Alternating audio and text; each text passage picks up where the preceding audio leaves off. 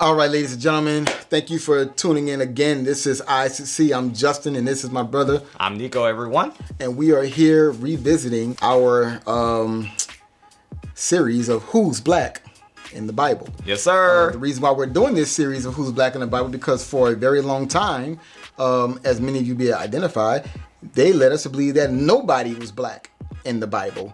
And yet we have the origins of civilization, of every civilization, tracked and traced here in the Bible. And somehow there are black people on earth, but somehow nobody can tell us who's black in the Bible. The math ain't math. The math ain't and I'm math. not good at math, but I do know that math ain't mathing. I'm pretty good at math. And you know for sure. Yeah, math ain't mathing. Because ain't no way in the world they're going to tell us that the whole Bible is written Ain't about no a bunch way. of people Nah. and not a single one of them look like me or you when the majority of people on the earth look like me or you. Last time I left off on talking about the Elamites and Elamite Empire, I showed you guys an image of the Elamites and Elamite Empire. And I showed you that not only were they black, but they had kinky hair.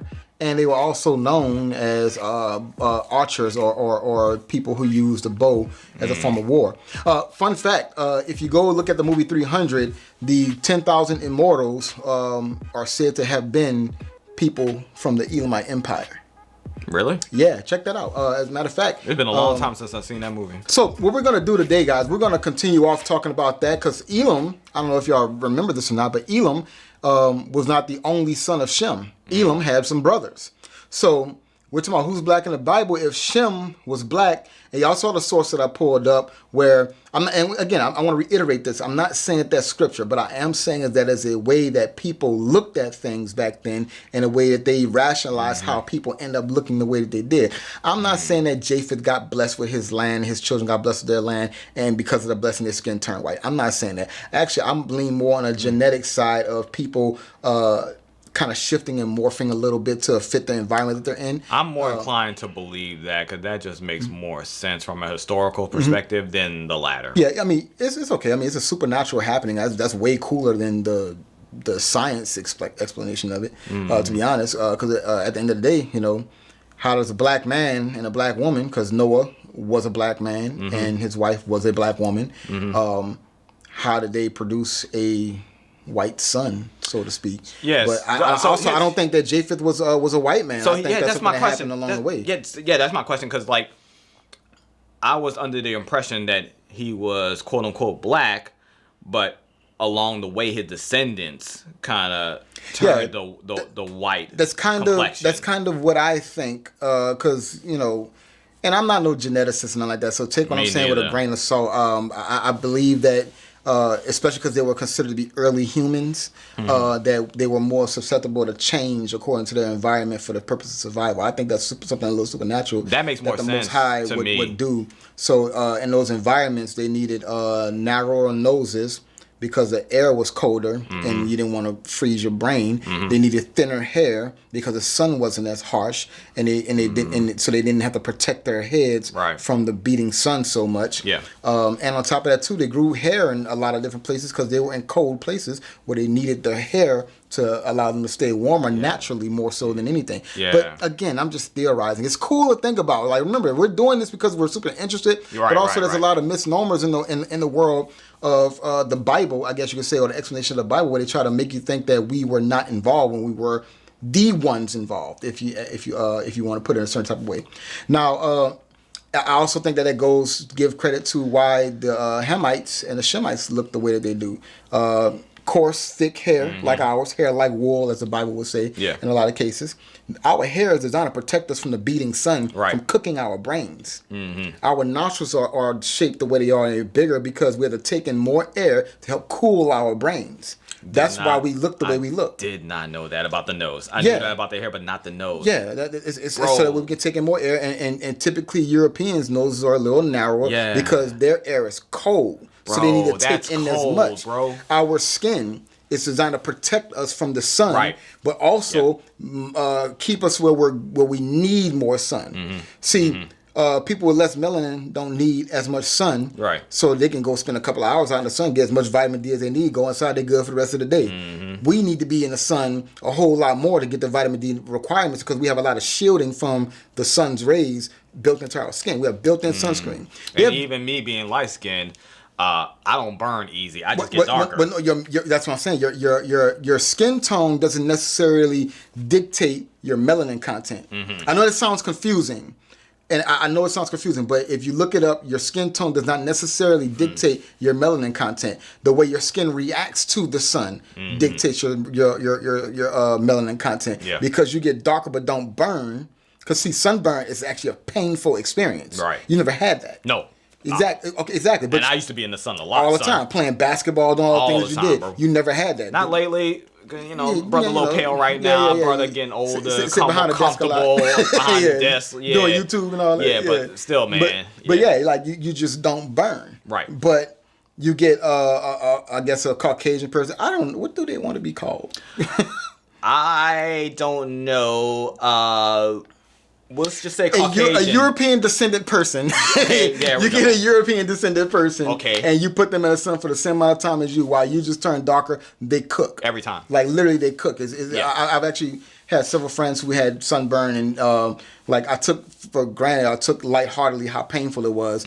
Until, like, they expressed, like, bro, like, when I shower, it don't matter if I use cold water, hot water, medium water. Every single piece of water that hits me, I feel it in my bones. Kind of painful from sunburn. Feel it in my bones, and bro, when they told me that, I started thinking about like having turf burn from playing football. Oh yeah. And when I used to shower, it felt ugh. Oh. Yeah. So imagine that being everywhere. No, I'm good. I'm good. That's tough. All praise to the Most High for making my daddy who my daddy was. Praise y'all. Because there are certain problems that come with that. Yeah. But there's certain problems that don't come with that. We all got our strengths and our weaknesses. I'm grateful for the skin that I'm in. That's not a weakness. Yes, of mine. I'm grateful for the skin that I'm in. Seriously, prayers to you. Because that's just yeah. It's not. I can't imagine that being any type of fun. Nah. But yeah, that's why we have these different differences in the shapes of our heads, our faces, the way because over the thousands and on top of thousands of years that we've been in our, I guess you would call them natural habitats, we were made to be in those natural habitats, or we developed immunities based on those habitats, depending on how you want to look at it. I think no matter which way you look at it, it was a part of the Most High's plan. And if you're a science believer, like I tend to be sometimes, not all the time, then to a certain degree, then it's still the Most High's plan. If you are a person who thinks on a supernatural, like this is what happened as a result, God blessed them like that, that's still okay as well. Because sometimes I'm inclined to believe that, because other than like genetics don't really even cover, and adaptation don't really cover how so many billions of people develop this skin tone and these particular features.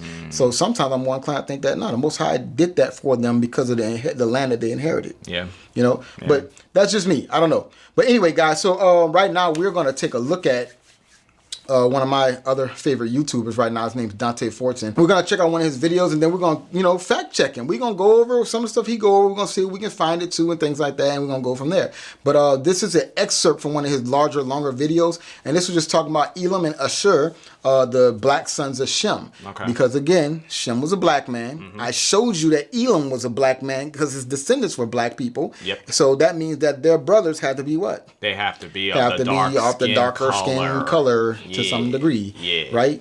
So we're gonna take a look at this video. So we're about to play it now. You ready? I am most definitely ready, my brother. Don't listen to him. I'm ready to learn. He thinks he's ready. All day. Yeah, you're ready to learn, but you think you're ready, but you're not ready until you did it. Hey, I like surprises. Come on. I don't like surprises. That's why I review every video first. I don't like surprises. So we'll go ahead and continue.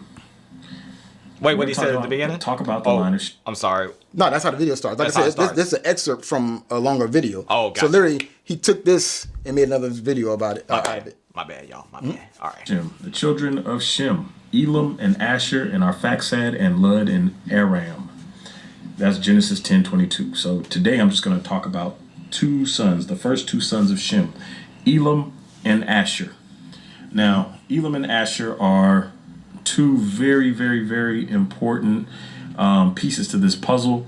It was the discovery of Elam and Asher that kind of cemented the fact that Israelites not only could possibly be black, but for sure,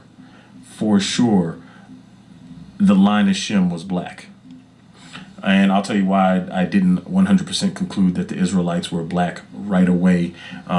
as we get through this, but it had to do with mostly with mixing, which I kind of solved as I continued to research the subject. But Elam came first, and then Asher kind of cemented my belief as leaning towards Israelites definitely being black, and then trying to figure out whether or not they maintained their blackness throughout the thousands of years and through slavery and everything else. You're gonna find that they deepened it. Deepened it by intimately getting to know the Hamites. Oh. So I just want to clarify some of that. Hopefully I clarified. If not, the journey will clarify itself as we continue. So Elam. Started looking into the Elamites, and lo and behold, we find this picture. And this picture's on the walls at Susa in Shushan Palace. Now, if you go to any Bible program app you have on your phone and type in Shushan, Shushan, you will find the references to the Elamites as Shushan Palace. Shushan. Let's see. Let's click on Shushan. What does the AI overlord have to say about it? AI overview, not overlord. It's not an overlord yet. Anyway, the AI says there are multiple matches for Shushan, including a biblical city, a Hebrew name, and a New York town. That's interesting. Anyway, the biblical city, Shushan, also known as Susa, was a city in the Bible and the capital of the country of Elam. Interesting. Anyway, I'm going to stop being dramatic. That's just funny. The name Shushan comes from the Hebrew word Shushan, which means lily. Oh. The city was known for its many lilies and was the center of the Susiana region. I'm not sure if I said that right, which was named after it. It was later the royal seat of the Persian kings. The ruins of ancient Shushan are located in the modern Iranian city of Shush. Hey, if your name is Susan, now you know where your name came from, homie. Actually, yeah. Yeah, Susan. In English, we'll read that as Susan. Shushan Jewish Encyclopedia. Let's see what that's talking about. Shushan. Okay, this is basically what we just read. Okay, that's what the AI overlord got the data from. Ancient city is not an overlord. Ancient capital city of Susania or Elam. Okay. So it does link to Elam. He's being accurate when he says that it's linked to Elam everywhere you look. Whatever, Book of Jubilees reference reconstructs an eponymous ancestry for Shushan, which it terms the daughter of Elam. Okay. Boy. According to the Talmud, talking about the Talmud, on the eastern gate of the temple at Jerusalem was a representation of Shushan, the palace. Okay. Variously explained by two Babylonian Omarion. Yeah, Omarion. Okay, we need to come about that world. Hold on. in the 3rd century as an emblem of servitude to the Persian kings and as a token of gratitude. This gate is believed by Gratz. I bet you have a real German way to say that. Gratz. To be identical with the King's Gate mentioned in 1 Chronicles 18. Okay, cool. I'm not going to read all of that because I just wanted to see if we can find references that link Shushan to Elam, and it does. Let's go to images, see what comes up.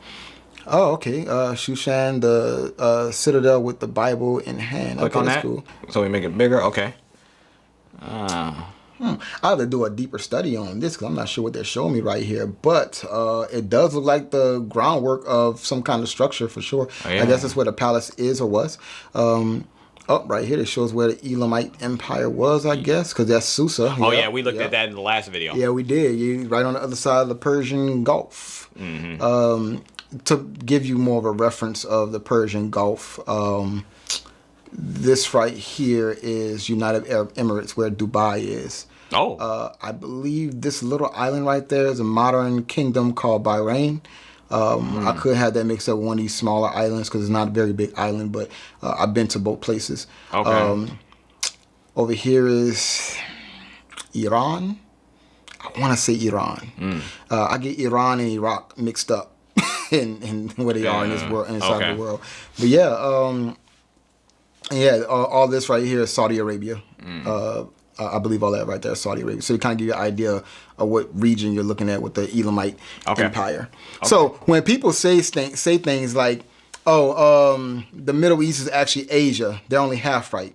It's considered to be Afro-Asiatic, which means that it's a place where Africa and Asia meet. So a better depiction of Israelites and Middle Eastern people would be to consider them more Afro-Asiatic. You have to put the Afro in there because that piece of the land is literally connected to Africa. Right. Like Night Figure, literally, you can stand in Egypt and Israel at the same time. Right. So it's connected to Africa, but also it's connected to Asia in an interesting kind of way. And it's kind of a meeting of where they all meet in the middle. But what's really more saying is really more of it. That's where it's spread it from, because I say that to say because Asia, and a lot of people just finding this out. As a matter of fact, genetically they're finding it out by looking into the deep genetics. A lot of Chinese people have African descent. Excuse me? That's because a lot of Asia is made up of Hamites and Shemites that traveled that way. And some Japhites that traveled that way also, and that's what makes up, generally speaking, what we know it today as Asian people. That is crazy, son. Yeah, and depending on what part, determine what they look like. You have Asian people that live in Russia, because Russia goes into the Asian continent, and as they get more into Europe, they look more Caucasian. As they get more into Asia, they look more Asian. You have people in India that's more dark-skinned. Indians in India generally are about my skin tone, sometimes a little lighter, sometimes a little darker. Right. The darker ones we know for a fact are Israelites because they fit the curses. Those are the ones you don't see on TV. As a matter of fact, in India they found the what they call the Sun Black tribe of Manasseh. I'm gonna share that with y'all on another time because right now I want to stay focused. But I'm just kind of sharing this bit of knowledge right here because I think it's cool. Stay tuned, how people got involved and created whole new I guess you call it identity groups or whatever you want to call it. This man out here teasing. Oh yeah, bro. I have evidence of everything that I'm saying when it comes to who are Israelites. A portion of the tribe of Manasseh is in India. Another portion of the tribe of Manasseh. Hold on. You want to save it. Remember, you had said you want to save it. Yeah. You're right. So. But a lot of people in India have significant African/Middle Eastern descent, and as you get further into China, Japan, Cambodia, Philippines, a lot of those people have noticeable African features because they have African descent, and a lot of them know that they have African descent as well. It's not like I'm saying something that nobody over there has ever heard of. Like no, they're some of them been new, some of them are just finding it out. Like Chinese people are just finding out that they have roots in Africa. That's so interesting. It's so interesting and so crazy at the same time because you just would not ever think of that. We are all connected to some extent. We are all connected to some extent, but that's why you can't judge too much off of a skin color because you don't know. That's the even bigger point right there. You know how they say all skin folk ain't your kinfolk? Well, some people that ain't your skin folk is your kinfolk. Come on, bro. Say that again. That was a bar. Say that again for clarity. You gotta say it again for clarity. All skin folk ain't your kinfolk. Come on, man. But some people that ain't your skin folk is your kinfolk. That's facts, bro. Come on, man. They'll catch that one in 20 years when we get. I'm saying 20 years. I don't know when it's going to happen, but when the Most High collect all of the children of Israel, then they have all these different looks of people and all these different skin tones and everything that collected up together, and they're going to be surprised at who's there, and they're going to be surprised at who's left out. Man. One tribe, you know what I'm saying? One people. Yeah, we are Israel. Yes, we are Israel first. Let's go. And our tribes and clans come secondary to that. But even more on top of that, we are the children of the Most High. And we need to conform to His ways. Let's undo the indoctrination. Let's undo it. Come on, you are important. You are significant. And you are significant according to the word of the Most High. Yeah, you are important to the word of the Most High. Man, I ain't know we was going to be preaching today. Man, look, I'm always ready to preach. This is the beginning parts, not the total part. This is the beginning parts of how you do research, but also how you fact check somebody else's research. Yeah. If they're saying something, and then you can go and prove it based on the evidence that they give, they have to have something going on there that you should look in further. What I'm trying to do is encourage you to do research. Don't sit up there and act like you know something. Proverbs chapter 18, I believe, verse 23, I want to say, fact check me on that, fellas. But it says, for a person to decide on the matter without knowing the facts is a folly and a shame upon him. That means you are a fool, and a shame is upon you if you decide on the matter without knowing the facts. Right. And a lot of y'all have decided on this matter without ever having done any research, and you make up stories that sound good with no evidence to back it up. You are a fool and you are ashamed, and some of you are intentionally liars and deceitful. And there's a judgment waiting on you for being a liar, and the liar has no place in the kingdom of heaven. Those are like I said, fact check what I'm saying before you open your mouth about what I'm saying. Right. I don't have a whole lot of patience for people who want to talk without having watched the video, who want to talk without having fact checked the video, who want to talk without having had put any kind of homework or research into finding out if what's being said is true. Because if you don't fact check me and you're just running your mouth, you're speaking out of doctrine. And most doctrine out here are doctrines of demons. So who's talking through you? Ooh. That's tough. But I digress. Let's go back to the video. So DanteFortson was showing accurate information right there about the Elamites looking like this and being of the Elamite Empire in Shushan.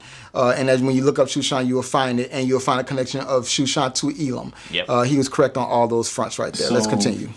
Let's go. When I found this, I was like, okay, this is interesting. These are definitely black people. Definitely black people. And furthermore, the Bible refers to the Elamites being archers, and as you can see in the picture here, they all have bows and quivers. I don't see any arrows in the quivers, but they do have bows. They use them quivers or arrows. And so this not even kind of, this solidified for me, and early in my journey that okay, if there's any truth to Israelites being black, this evidence is very, very convincing, because now I don't have to adhere to the modern European teaching that Shem was brown or Middle Eastern or olive looking. Because as I said in the part one. Another question I have. When people say somebody got an olive skin tone, which olive? The black olive, the green olive, the tan olive? Yeah. My favorite olive is the black olive. So... yeah, when I think of olive, I think of that. I think of the green olive, because I'm sitting there like, who on earth has green skin? Yeah. But then I discovered there's a tan olive, and then when I compared the tan olive to, these so-called Middle Eastern people, I just don't see it. Yeah. And I've been to the Middle East, so I'm not comparing it to the Middle Eastern people they show you on TV. I've been to the Middle East. The actual people that live there. I've been to the Middle East. Face to face. Yes. I've been to 3 Middle Eastern countries. I've been to Jordan, I've been to Bahrain, and I've been to, technically, I know Dubai is a city, but I've also been to Abu Dhabi. But it's all United Arab Emirates. Yeah, so I've been to 3 Middle Eastern countries. This was when he was in the Navy. When I was in the Navy, yeah. I've been to Jordan, I've been to Dubai, and I'm sorry, United Arab Emirates, and I've been to the island kingdom of Bahrain. Okay. I guess if you count... me going through the Suez Canal, I've been to Egypt too, but I did see the pyramids far off, so I guess that counts. I technically been through 4. Yeah, I'm gonna go ahead and say that counts. But yeah, like and when I see these people, they have a wide range of skin tones, but the majority of people I saw was like a little lighter than me, bit of my color, a little darker. Some of them a lot lighter, but none of them appeared in any kind of way like they had any kind of Caucasian about them, to the point where you would compare their skin tone to an olive skin tone. Oh, yeah. Yeah, I don't know. That's just me. That's just me. Okay.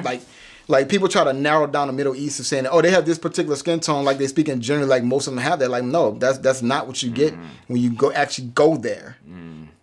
And the crazy thing too, I know people been to other parts of the Middle East and they have a completely different story. Like, yeah, most people I was at with light skin, most people I was at with dark skin. Like, I've talked to a lot of other veterans and they have a wide range of stories about what the people look like. So yeah, I don't know. I think we need to stop trying to tie these people down and try to work so hard to exclude melanin from the Bible. Because understand, when we say black not as in literally black like the crayon, because a lot of people try to play stupid and try to say, well, that's not black. Like, bro, you know what we mean. You're an American. You know what you mean when you say black. You know when you say black person, you know what you're talking about. Too silly, bro. Go through YouTube. Come on, man. And go through a lot of the urban apologists, and you'll see them people be that stupid trying to be right. Wow. And that's why. That's another reason why, guys, why I don't want to get into debates. I'll have conversations, but I don't want to get into debates because I've seen debates lift people up in their pride to the point where they make themselves stupid. Yeah. Like, I'm not using the word stupid loosely here. I'm using the word stupid based on actual definition. Like, these people have been informed, they did the research, and they just found the reason not to believe it, and they try to believe something else, and they want to go propagate that verbally to people, making themselves stupid. So, yeah. Anyway, though, you can go and actually look into these places and find out, understand from America's perspective, which is the perspective I'm speaking from, what does it mean to be black? Yeah. Mean to be black means I have some kind of melanin in my skin tone that makes me not be Caucasian. Yeah. So when we say black, we mean not Caucasian, not European. We all know that. I don't know why we trying to act stupid, especially here in America. You know exactly what you meant when you said the black man robbed me. You know what you meant when you said that. Right. We ain't walking around looking for no crayon colored. Man, let me. Come on, man. Anyway, continuing. Come on, man. Come on. It doesn't make sense that Ham would be the only black brother if his father wasn't black. It would make sense for his brothers to be black as well. So we know that Ham was black. We know the Cushites were black. And here we find the first son, the descendants of the first son of Shem are depicted as black. And we can see their hair here. Yeah. We can see their beards, their hands. It looks like Afro hair. It looks like these are it's supposed detail, to be baby. kinks or naps or whatever you want to call them. That is Them royal naps. Yep. black people hair. So that was one of the biggest convincers that the line of Shem was definitely dark, just like the line of Ham. Now Asher is a Shemite, which is interesting because I don't know why I say it like that. again, when you start to study some of the culture, you don't get this from the European or the Eurocentric Christian doctrine. They don't teach you that Asher was a Semite. They do all this talking about the Assyrians, and they don't get into Asher really. So we're going to touch on Asher for a few minutes. This is going to be a somewhat short video because I do want to get into the Gentiles and then move on from there and start laying some of the deeper stuff, connecting all the dots. So I'll go ahead and read this from Genesis 10, 8 through 11. And you'll recognize this from part 1 because this is the part dealing with Nimrod the Cushite. And Cush begat Nimrod, and he began to be a mighty one in the earth. He was a mighty hunter before the Lord, wherefore it is said, even as Nimrod the mighty hunter before the Lord. And the beginning of his kingdom was Babel, and Erech, and Akkad, and Calneh in the land of Shinar. Out of that land went forth Asher, and builded Nineveh, and the city of Rehoboth, and...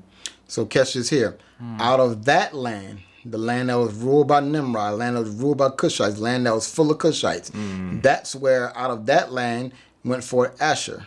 And then he built Nineveh. We know about Nineveh because of Jonah and the whale. Right. And then the city of Rehoboth and Calneh. Wow, this stretches far and wide. Like, also, something has been pointed out to me. And the beginning of his kingdom was Babel and Erech.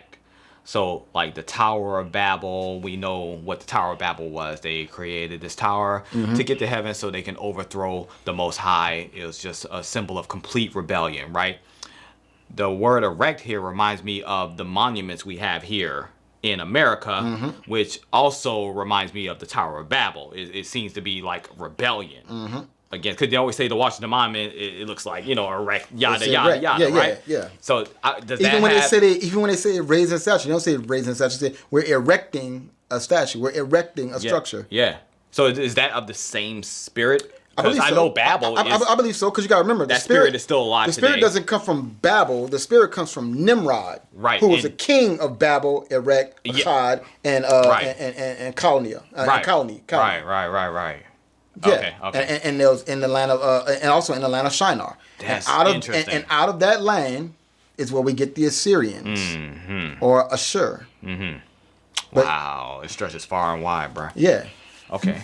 But they was with black people the whole time, but none of them black. Like, come on, okay. Kala. I don't know if I'm pronouncing that right. I told you guys I'm terrible with other languages pronunciation. So out of that land went forth Asher. So Asher came out of a Cushite empire, even though he is an Israelite. I'm sorry, not an Israelite, a Hebrew. Or Shemite. Let me back up. Yeah, we don't have Hebrews yet. He's a Shemite. He's a Shemite. We'll come back to the Hebrew thing later. So Asher is a Shemite or a person from the line of Shem, a descendant of Shem. Okay. He came out of the Cushite Empire, and he built Nineveh. We're not gonna get into the other two cities, but we're gonna talk about Nineveh right now. So here is a picture of the Assyrians. Oh. And as we can see, look at their hair. Oh man. Look at the lips. Look at the noses. Bruh. Look at the hair again. You can stop with the hair. I mean, like, it's clear as day, bro. These are the Assyrians. Oh, wow. This is important because we just saw the Elamites. The Elamites were black. And now we look at the Assyrians. They look like they related. Black features. So now we have a second son of Shem confirmed to be a dark-skinned people, more than likely. Now, hang on a second. I want to see if I can find this. Okay. He didn't exactly give me what to type in, but I'm going to type in ancient Assyria. That didn't take no time. Wow. Okay. Oh, okay. And what's that one? Oh, okay. Look like they're killing a lion. Okay. Yeah, look like they're killing a lion. Interesting. What is that? Another one. Same hair. Oh, snap. Another one. Oh, with the bows too, bro? Yeah. Well, they brothers use bows. So yeah. I mean, the Elamites using bows? Come another on, one. man. Same hair. Oh, man. It's getting greasy. Oh, man. Yeah. Yep. Get this dude. Yeah. He got them. Oh, yeah. Look at that. Yeah. Wow. I love the art. Yeah. It's very detailed. It's beautiful. This is ancient art, too. Like, this is them making carvings and chisels into stone and things like that. That's pretty cool. Bro. Yo, why they don't look like that in Hollywood? What? Man, you know, that's a great question. That's a great question. Oh, man. Let's see what Dante was getting ready to talk about real quick. Okay. Before I go there, to the next slide, I just want to point something out. People can go back and forth about all this stuff all day, and this is the reason I love to use European sources. I believe these reliefs right here, this picture is found at the British Museum. I think it's the British Museum in London or something like that. If not, correct me and in the comments and let me know. But when you start to dig a little deeper past the surface stuff, people can argue because this doesn't have any color on it, like, oh, they could have been this or that. But we see the facial features, we see the hair, we see the lips, we see the beards, we see the noses. But when you dig into the Hebrew, the Strong's Concordance was not written by black people. And so we go to Strong's, we see, what do we see here? Proper name, masculine. Ashkur, or Asher, as it is translated. Definition, black and Israelite. That's because one of the tribes of Israel is Asher. Tribe of Asher. Right. And, you know, people named their children back then based on a lot of things, what they look like included. Let's see. So just type in Asher. Let's see what happens. Man, that's Because, see, I don't want nobody to say, oh, he edited that. That ain't true. That's not what Asher means. You can't find that in the concordance and blah, blah, blah, and all that good stuff like that. I already see it right there in the header. But go ahead. In the header, too. I'm just going to click on it for our folks at home. And by the way, guys, the reason why I seem kind of aggressive about this topic is because, we're all adults here. Everybody's been in a relationship where they've been lied to, where they've been cheated on, where they've had things like that happen to them or whatever. And your discovery of the lie made you enraged. But how obvious the truth was in front of your face the whole time probably pissed you off a little bit more than anything else, right? So the reason why I kind of had this like aggression about this in a certain kind of way is because not only were we lied to, and I'm just talking about black people. You got to understand, if you're of Caucasian descent or whatever the case is, even if it doesn't matter to you, you were still lied to as well. You have a version of history that's relatively mostly untrue.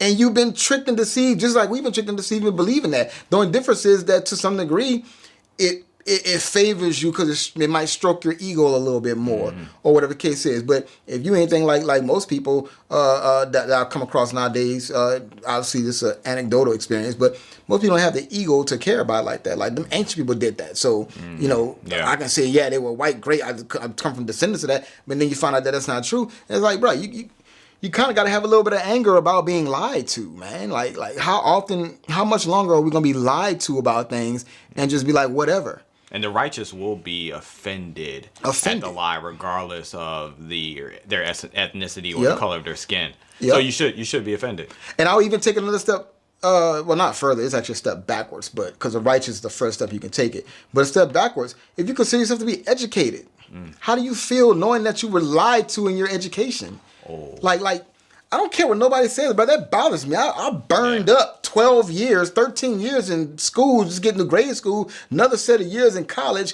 and found out that majority of things that I learned was based on a lie, or was a lie in general. And useless. And useless. I'm telling you. Like, they have this image of, I remember it from my textbook. I see it every once in a while on social media. People make fun of it now. They had clearly a Caucasian man dressed like Pharaoh and gave us a depiction when we learned about ancient Egypt in school. Like, that shows you how much it lied to us. And then when they tell you, and I hear a lot of Christians say this, and it irritates me because they're blatantly just lying when they say it. They don't even know that they're lying, but they're lying when they say it. It's like when they say, nobody's teaching that any of these people are white. That's a lie. Because when you hold up an image and associate the image with a people, that is you teaching that this image represents those people. I cannot believe people are saying things like this. I saw a debate the other day where the guy was up there saying, nobody's claiming that Jesus was white. Then explain Caesar Borgia being the image of Christ that we've had for, I don't even know how many years, at least 1,000 years.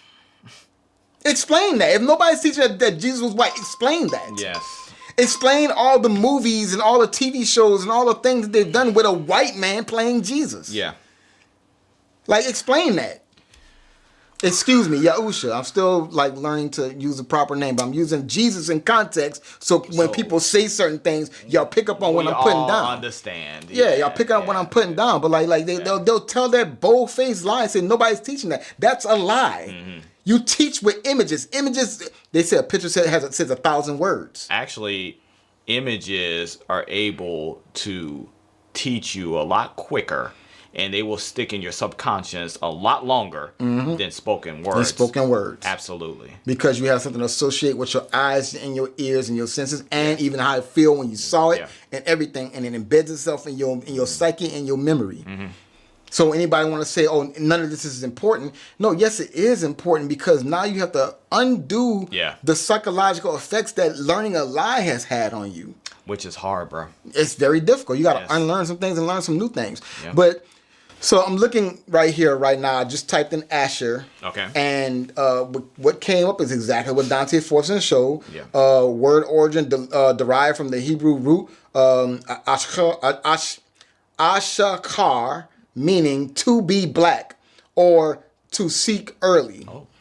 Which is cool. I know that second part. I didn't know that either. But still, like, it's popping up with exactly what he found. Asher means black. Mm-hmm. Yep. Asher means black. Asher is a proper noun used as a personal name in the Hebrew Bible. It is associated with the descendants of Judah, indicating it's associated with the descendants of Judah. I know you had to do a double take on that. Hold on, wait, what? What? That messed me up. I didn't know that. Okay, hold on. It's associated with the descendants of Judah, indicating a person of significance within the genealogical record of a tribe. That is wild. Wow, okay. We can stop the video right now, actually. Yeah, but what? Okay, all right, cool. Oh, wow. That is actually getting ahead of ourselves. Yeah, right, it really is. It really is. We're going to go back to the video. Yo. We're going to just go back to the video. So we have Asher, whose name means black. We see the Assyrians, who have black features. We saw Elam, or the Elamites, who are black people. And these people come from the line of Shem. And Shem is the brother of who? Ham. Now, Eurocentric Christian doctrine will tell you that all black people came from Ham. That's what but they this try to is not say. true. Yeah. And the Zondervan Bible Dictionary tells you that all the black races except for the Negro came from Ham. Showed that in the last and video. you guys can go on blackhistoryinthebible.com, and if you look up, if you type in the search bar up there, Zondervan. By the way, blackhistoryinthebible.com is DanteFortson's website. Like I said, if you want to go and check it out, by all means, we ain't no gatekeepers. I'm not about to not let his advertisement. We'll leave a link in the description. Yeah, we'll leave a link in the description. Click on the link, and I'll also leave a link in the description for his YouTube channel in general. Yeah. And yeah, go check out what he's saying. If y'all don't want to wait for us to drop a video to talk about this kind of stuff, and y'all want to kind of get ahead of it, and maybe participate in the conversation in the comments, then yeah, make sure y'all come back though, because we got unique perspectives over here. Yes. And also you can see the process you go through of fact checking somebody. I didn't go into the deep ways that I go through a fact checking somebody. I was kind of do the shallow version of it, where I do a quick Google search or whatever the case is, because I tend to get obsessed and I tend to go deep and find out more. So that's actually more about the subject that I'm aware of and that I know of than what I just did here with you guys. Like I'm saying, I'm just kind of showing y'all a slight shallow, easy way to quickly fact check somebody to see if there's any merit to what they're saying. Not to see if what they're saying is absolutely correct, but just to see if there's any merit to what they're saying. Yeah, because the dots are going to start to connect, yeah, and you're just going to go down a rabbit hole, and the dots are constantly to connect. Connecting. Yeah, constantly connecting. Yeah. So yeah, but yeah, man, this is great stuff though. Yeah, Who's black in the Bible is an important subject matter in today's world, because they've suffocated the idea that anybody in the Bible was black, when we know that most people in the Bible was black. But we'll get to that as time goes on. I keep spoiling. Anyway, let's go. Let Dante talk. You'll see that entry from the Zondervan Bible Dictionary that names all of the Ham, or how all of Ham's descendants, and says that Ham is not the originator of the Negro, or the progenitor, however you want to pronounce it. He's not the father or the starting line for the Negro. This is important, because as we just saw, Shem's line does contain black people. So even Zondervan, who is not a black-owned publishing company, separates the Hamite or the African from the Shemite, the Negro. They look similar, but they are not from the same lineage. And so this is important, because Eurocentric Christian doctrine and even some of the urban apologetics community will try to convince you that we, all black people, came from the line of Ham. And we know this is not true now just by looking at the first two sons of Shem. Yep. So now we see a different relief. This is definitely in the British Museum in London. And so these are the Assyrians right here. I actually tried to put on a setting to set color my mouse, so hopefully you guys are seeing a colored mouse. Yep. I don't know what color it's going to be. It's like yellow. But here, these are the Assyrians. Same Assyrians I just showed you. You see the beards and you see the hair. These are the Assyrians, and they have captured, these are captives, at Nineveh. This is a relief found at Nineveh. Look at these guys right here. Look at the hair. Yeah. Say who they are. Yeah. Look at the beards. Man. Look at the lips. Look at the broad noses. You can see these are not Europeans. These are not Arabs. These are black people, Negroes. We see the hair. The hair gives it all away. Yes, but it does. Let's not just stop there and make any assumptions. I find it interesting that the more we start digging into this mystery about who we are, the more hard evidence we turn up. And so this is a bigger picture of the relief. You see, we saw that part of it when we Googled it a second ago. Some Assyrian soldiers. Oh yeah. You see these captives here. You see more Assyrians over here. Some down here. Oh wow. Now this is important. This big scene right here. We have the Assyrians who come from Ash. You want to pause it? No, I was looking at is that language? Oh, inscription. Yeah. That's whatever the Assyrian language was. Okay. I'm not sure what it is. I'm pretty sure it's the same language that's on the Assyrian tablets and stuff that they have. Okay. Sure, and as we've seen, the Assyrians have black features. Their brother, Elam, who the Elamites are also depicted as black, and so that would tell us that Shem was black. That's the only way you're getting these black people coming out of these lines, right? So I went over to Wikipedia, looked up some information on this picture, and once again, people have a problem with Wikipedia, but I think it's interesting that anybody can contribute to Wikipedia. And the reason I'm saying this is because sometimes you find that academics and people with a lot of credentials like to contribute to Wikipedia. So on this picture, and I did keep part of the picture in there in this screenshot for a reason, so that you know that I'm not making this stuff up. So if you go down here in the picture credits on Wikipedia, the link will be in the notes.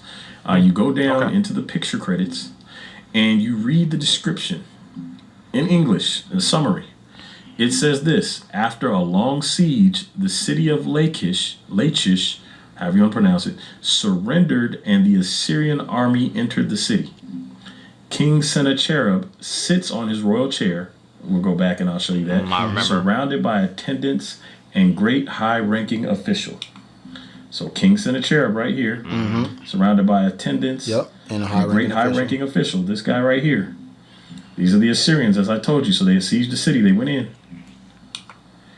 It says, the king reviews Judean prisoners. These guys right here, the ones that look like black people, Judean prisoners. The cuneiform inscriptions read, Sennacherib, king of the world, king of... So that language that you're looking at the corner, this right here is what it said in that corner. The language is, the writing style is cuneiform, which, from my understanding, I thought cuneiform was just a general way of saying pictographic language. I didn't know I wasn't sure anyway if it was specific to a region or a people, but yeah, this is what it said. Okay. Assyria sat on the throne, and the booty of the Lachish passed before him. Wall relief from southwest palace at Nineveh. I'm not even going to try to pronounce all this. I hear you, brother. Mesopotamia, Neo-Assyrian period, 700 to 692 BCE, the British Museum in London. Come on. So Sennacherib, he's the king. He's surrounded by his attendants. These are the Assyrians, the ones with black features. These are the Judean prisoners. Now, people are saying, well, this is Wikipedia. How can we trust it? So it tells us the author, Osama Shakur Mohammed Amin. That's the most Arab name I've ever heard of in my life. And then you see these letters after him, right? This is Glasgow, short for Glasgow, Germany.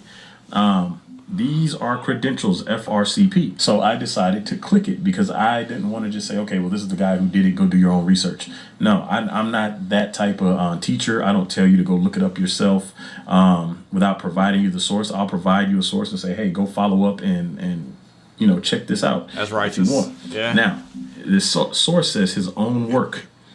Now, usually people reference other stuff for sources, but let me show you this guy because I went and looked at it and I was like, okay, let me see who this guy is. Who am I? He has a whole section right here. Dr. Osama Shakur Mohammed Amin.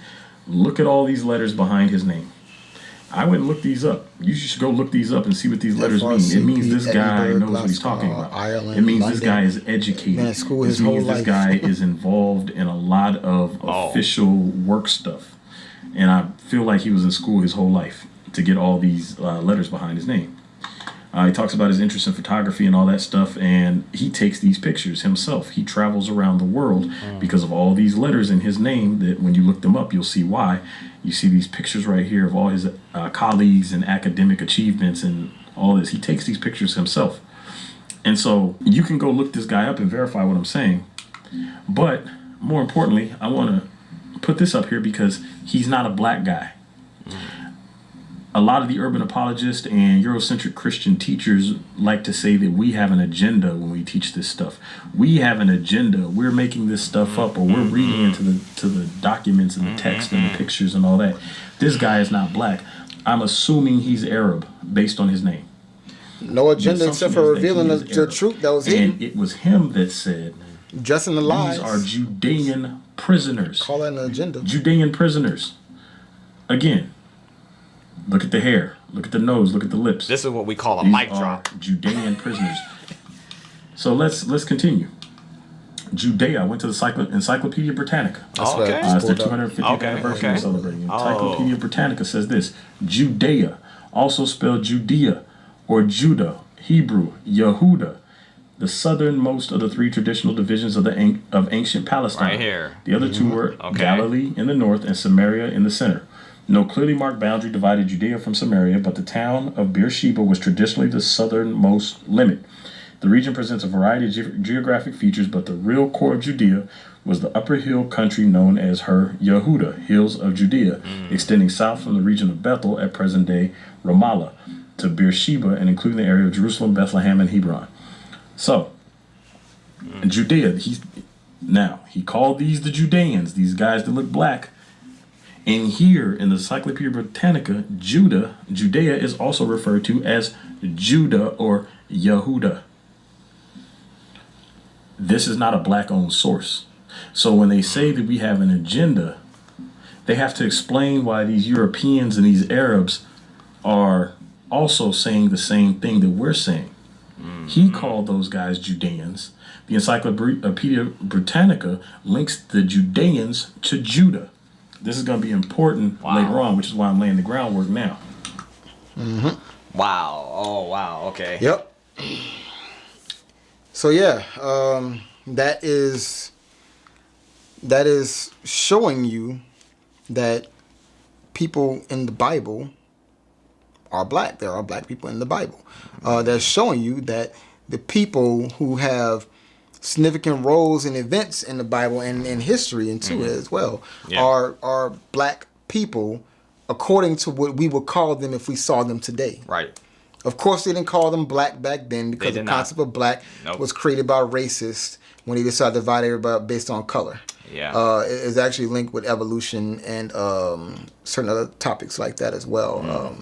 The subject of evolution is extremely racist, actually. It is disgusting. Yeah, but not evolution in the way that Darwin talked about it, because I don't recall reading anything about Darwin being racist. His was literally a theory about us coming from a single cell organism to a trillion cell organism, which doesn't make any sense to me.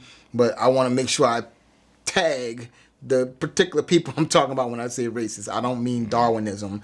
I'm talking about the people who took things from that and then branched off and created their own ideals. Yeah. Like the people, I forget the guy's name, but he's the one who deemed every white person Caucasian because he decided that Caucasian people are people from the Caucasus Mountains, the white ones. Johann F. Blumenbach. Yes, that's his name. I'm glad you knew that. That's crazy. Yeah. But yeah, he's the one who decided that Caucasian white people were the best looking people in the world, and they're therefore at the top of the evolutionary chain. Yeah. And everybody else was second to them, including the Asian and the African and this. So this whole race thing is a fairly new. It's a fairly new construct. But because you can't think outside of that, is why I'm using the word black people who are in the Bible. Because if you saw them with your current mindset today, saw those people, you would say, that is what I would call a black man. Right. Or a black woman or black people. Yeah. Of course, we know we actually much better be preferred to according to our lineage and our tribe. I'm a Shemite. I'm a Shemite. Just putting it out there. I'm a Shemite. Yeah. I am a Hebrew. Yes. I am an Israelite. And from there, it just goes in the tribe. I mean, I done found at least 3 verifiable tribes in my DNA test, which is Levi from the Limba, Judah from Igbo, Come on. Ephraim from the Yoruba, and there are several other tribes, I'm pretty sure, and that's just because I have a lot of Mali in me as well. Yeah. So and also Ghana and Ivory Coast, like all those different people make up different and sometimes intermixed tribes of Israel. But those 3 I know for sure based on what my own research. I can see that Judah in you, young brother. Those 3 I can see that lion in you, young brother. So yeah, come on. But Let's go. but not like for real. So and then from there, to be honest, coming from those tribes and everything like that, I'm also an Edward, which means protector of wealth. You didn't know our name meant that, huh? Nope. Well, I dropped the bar on the boy today. Look, I don't do no fake. I don't do no fake reactions. Dropped the bar on the boy today. I don't do no fake reactions. I did not know that. Yeah. What? From the tribe of Judah. What? From the tribe of Levi. On, from the tribe of Ephraim. Wow. I mean, whichever one you want to go with, I really don't care. I personally found in my DNA to be more Limba and more Igbo on my dad's side than on my mom's side. So if you go based on the father, toss a coin. Either I'm a Either I'm of the Levi or I'm of Judah. I don't care. Wow. I couldn't care less which one you call fire, me. bro. Just don't call me broke. But yeah, because don't call me broke. I'm also a protector of wealth, according to the meaning of my last name that I inherited from my dad. Let's go. So yeah. Let's go. But anyway, let's go back to Genesis real fast. We wrapping it up here. And the last time we were here, we had just got done talking about the Cushites, Mitzrayim, Phut, and Canaan. We was talking about Cush begot Nimrod, and we really just went over all this in the whole thing we just went through. We had also gone over Mitzrayim and his sons, and we found out that the Philistines came from Mitzrayim. So we found out that the Philistines were related to the Egyptians, which is so interesting because, like, man, we kept on having issue with Egyptian people. Yeah, man. like when you look at it from that perspective, we kept on having issue with Egyptian people. And then, the Canaanites, we already knew the Jebusites, the Amorites, the Girgashites, all those people. Everybody pretty much knows these because when you read those stories about who we had to overcome and conquer in order to inherit, in order to take the promised land that was promised to us, these names are synonymous with them. So everybody knows all of them. Always Guess what? With the ites. All them people were black people. You saw them today, you would think they were African. You know why? Because they were African. Because they all came from the progenitor of the African races, or the dark races, as the Zondervan Bible Dictionary describes, except for the Negro. You know why? Because the Negro come from the line of Shem, as we just saw with Eber and Elam and Asher and all these people, the sons of Shem, Elam, Asher, Arasaphat, Lud, Aram. It don't even matter what these three possibly look like, because we can draw the conclusion that these three had to look like they brothers, which we found out today Elam and Asher were. They looked Negro, I guess you could say.